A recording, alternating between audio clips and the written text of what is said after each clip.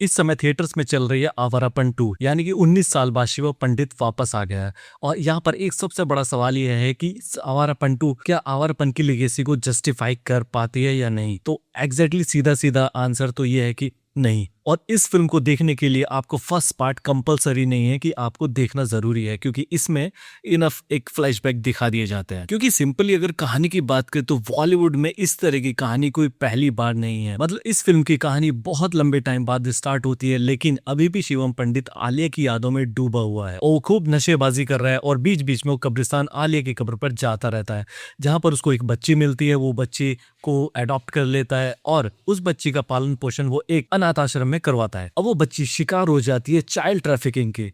बस यहीं से फिल्म की कहानी को एक पिकअप मिलता है और उसके बाद कहानी शिफ्ट होती है बैंकॉक में। फिल्म देखते हुए एक सबसे कमाल की चीज है शिवम पंडित के कैरेक्टर में भी, कि फिल्म में पूरी तरह से वो नशे में डूबा हुआ है और वो पूरी तरह से आले की याद में, लेकिन भाई का जब एक्शन होता है तो उसके सिक्स पैक अभी भी मेंटेन है, जो बहुत ही ऑकवर्ड दिखाई देते हैं और जो कैरेक्टर के इमोशन से बिल्कुल भी कनेक्ट नहीं करते हैं। तो अब आप ओवरऑल आइडिया लगा सकते हो कि चाइल्ड ट्रैफिकिंग, ड्रग्स, ये सब टॉपिक हम कितने टाइम से देखते हुए आ रहे हैं। इस फिल्म को देखते हुए ये चीज तो क्लियर हो जाती है कि ये फिल्म इमरान हाशमी और आवारापन की उस कमी को फुलफिल करती है जो कभी थी ही नहीं। मतलब बेसिकली देखा जाए तो इस फिल्म की कोई रिक्वायरमेंट ही नहीं थी। और बॉलीवुड में ऐसा पहली बार नहीं हुआ, ऐसे पहले भी बहुत सारी फिल्मों के साथ हो चुका है कि अगर फर्स्ट पार्ट बहुत अच्छा गया है तो पब्लिक डिमांड पर जबरदस्ती एक सेकंड पार्ट बना दिया गया है।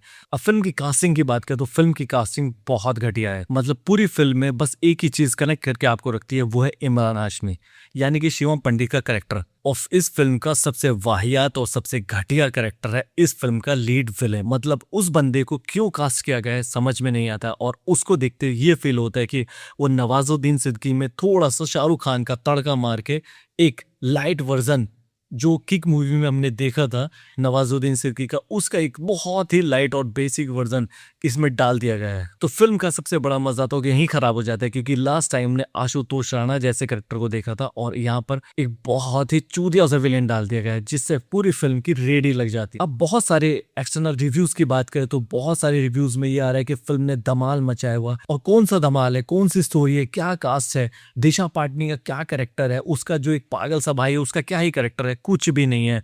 याद है कि किसी भी कैरेक्टर का कुछ भी बेस नहीं है, कुछ भी स्ट्रेंथ नहीं है। अगर 2007 के आवारापन की बात करें तो सिर्फ उसमें एक सीन जो कब्रिस्तान में कब्र खोदने वाला सीन था, मतलब वो सीन ही बहुत ही ज्यादा इमोशनली कनेक्ट करता है। और इस फिल्म में ऐसा कोई भी सीन आपको देखने के लिए नहीं मिलेगा, बल्कि ऐसे सीन बहुत देखने के लिए मिल जाएंगे जिनका कहीं से कहीं तक कोई लॉजिक नहीं है, बेस नहीं है, बस डाल दिया गया है। और मेरे हिसाब से तो इस फिल्म को थिएटर में देखने का कोई भी सेंस बनता ही नहीं है।